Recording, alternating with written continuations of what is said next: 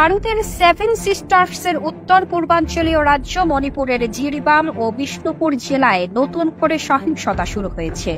শনিবার এই দুই জেলায় ড্রোন ও রকেট হামলার পাশাপাশি গোলাগুলির ঘটনাও ঘটেছে।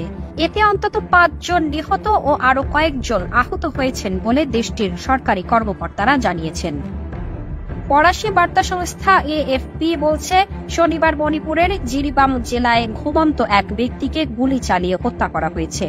পরবর্তীতে আইন শৃঙ্খলা বাহিনীর সাথে বিদ্রোহীদের বন্দুকযুদ্ধে ৪ জন নিহত হয়েছে।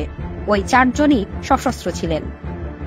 মণিপুর পুলিশ বলেছে, গুলি চালিয়ে যাকে হত্যা করা হয়েছে তিনি জেলা সদর থেকে প্রায় ৫ কিলোমিটার দূরে বিচ্ছিন্ন এক এলাকায় একা বসবাস করতেন। বিদ্রোহীরা তার বাড়িতে হামলা চালায় এবং ঘুমন্ত অবস্থায় তাকে গুলি চালিয়ে হত্যা করেছে। এই হত্যাকাণ্ডের পর মণিপুরের বিচ্ছিন্নতাবাদী সশস্ত্র গোষ্ঠীর সদস্যদের সাথে আইনশৃঙ্খলা বাহিনীর ব্যাপক গুলি বিনিময় হয়।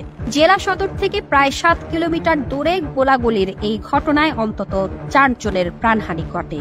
নিহতদের প্রত্যেকেই বিচ্ছিন্নতাবাদী একটি গোষ্ঠীর সদস্য বলে জানিয়েছে পুলিশ। এর আগে শুক্রবার মণিপুরে বিচ্ছিন্নতাবাদীদের রকেট হামলায় একজনের প্রাণহানি ঘটে। এই ঘটনার পর রাজ্যের সব শিক্ষা প্রতিষ্ঠান বন্ধ ঘোষণা করেছে কর্তৃপক্ষ। পুলিশ বলছে, বিষ্ণুপুর জেলায় রকেট হামলায় ৭২ বছর বয়সী এক ব্যক্তি নিহত ও অন্য ৫ জন আহত হয়েছে। এর ফলে সহিংসতায় বিধ্বস্ত মণিপুরের রাজধানী ইম্ফল উপত্যকায় উত্তেজনা ব্যাপক আকার ধারণ করেছে।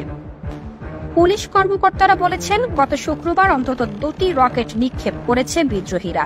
এর মধ্যে বিষ্ণুপুরের ত্রংলাউবিতে একটি রকেটের আঘাতে ২টি অবকাঠামো ধ্বংস হয়েছে। আর ময়রাং শহরের সাবেক মুখ্যমন্ত্রী মাইরেমবাম কৈরেং এর বাসভবনের কাছে আঘাত হেনেছে দ্বিতীয়টি। চলতি সপ্তাহের শুরুতে ইম্ফল পশ্চিম জেলার কাছাকাছি ২টি স্থানে লোকজনকে লক্ষ্য করে অপরিশোধিত বোমা নিক্ষেপ করা হয়। এই ঘটনার রেশ কাটতে না কাটতে মণিপুরে ড্রোন ও রকেট হামলার ঘটনা ঘটছে। গত বছরের মে মাসে মণিপুরের সংখ্যাগরিষ্ঠ মেইতে সম্প্রদায় এবং কুকিজো উপজাতিদের মধ্যে সহিংসতা শুরু হয়।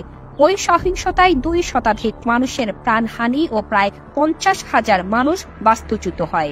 এরপর রাজ্য জুড়ে থেমে থেমে সহিংসতা চললেও এই প্রথমবারের মতো চলমান জাতিগত সংঘাতে ড্রোন ও রকেট ব্যবহার করে হামলা চালানো হয়েছে।